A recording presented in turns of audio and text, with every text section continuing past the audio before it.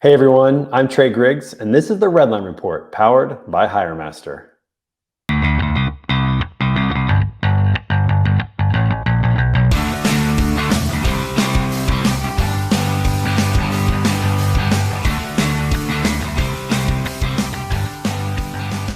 In this week's Inside the Numbers segment, Kentley Insights, a leading market research company, released a report analyzing the historical and forecasted statistics of the 2022 freight trucking market.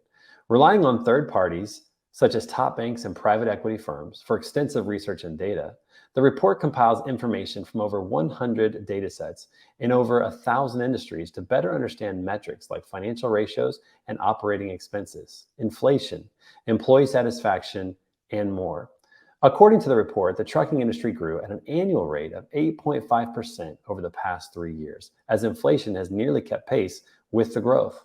The rate of inflation clocked in at 6.3% in 2020, and estimates put inflation in 2021 and 2022 closer to 8% or higher, and operating expenses jumped 28.2% in 2021 alone. In December of 2021, the American Trucking Association released a report echoing a similar sentiment. Foremost, that trucking will continue to grow, and freight volumes are set to surge 7.4% this year and will continue to rise into the foreseeable future. The ATA report noted at the time that there was exceedingly high demand and low supply. Although demand is beginning to stabilize and capacity grows, inflation remains steady and doesn't appear to be budging. In Freight Insights this week, employees who operate West Coast terminals have promised to keep cargo moving without further interruption, even though their current collective bargaining agreement expired on July 1st. Local and regional ports understand the significance the West Coast truly has on the fluidity of cargo transportation. Many shippers have rerouted cargo to ports on the East and Gulf Coasts in order to avoid shipping through the West Coast, which has only increased congestion and backlogs among other ports, such as the Port of New York and New Jersey. A recent article from the American Shipper stated, "The fact that the sides are communicating with a single voice rather than issuing separate press releases in an effort to gain public support is considered a good sign by those familiar with the history of labor relations at the ports."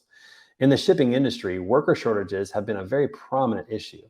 As contracts look to be renegotiated, workers have agreed to continue working to help relieve pressure within the shipping industry, a shift of mindset that is a good sign for the industry. As negotiations continue this week and beyond, both sides will be discussing issues around automation in the workplace and pay, especially in light of the record profits shipping lines experienced in the past 2 years. In the news this week, California's ports are piling up yet again.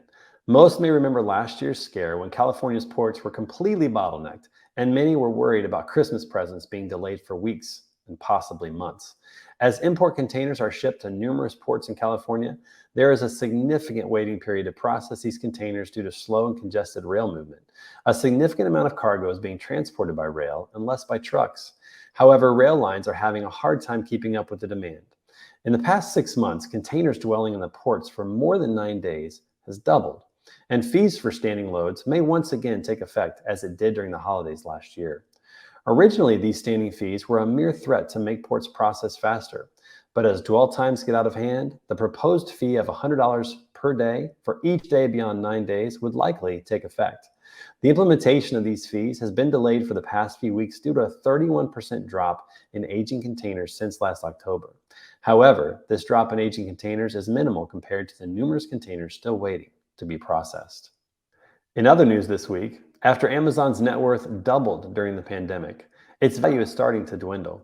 In the first quarter of 2022, Amazon reported a $3.8 billion net loss compared to an $8.1 billion profit it posted back in the first quarter of 2021. Amazon was expected to break ground on multiple new warehouses, but has now shifted its focus from expanding locations to growing into its current facilities. A total of 16 warehouses have either been canceled or delayed in states such as Texas, Tennessee, Georgia, California, and many other states across the United States. Demand is slowing down for Amazon due to several factors, including inflation, more in-store options for shoppers, as well as skyrocketing costs in travel and fuel prices. Even though the production of multiple warehouses has seemingly come to a halt, Amazon still boasts about its fulfillment footprint, maintaining its stronghold as the leading e-commerce company in the United States. And that's all for this week's Redline Report. I'm Trey Griggs. Be sure to follow us on LinkedIn and subscribe to our YouTube channel to catch every episode. And leave us a like and a comment.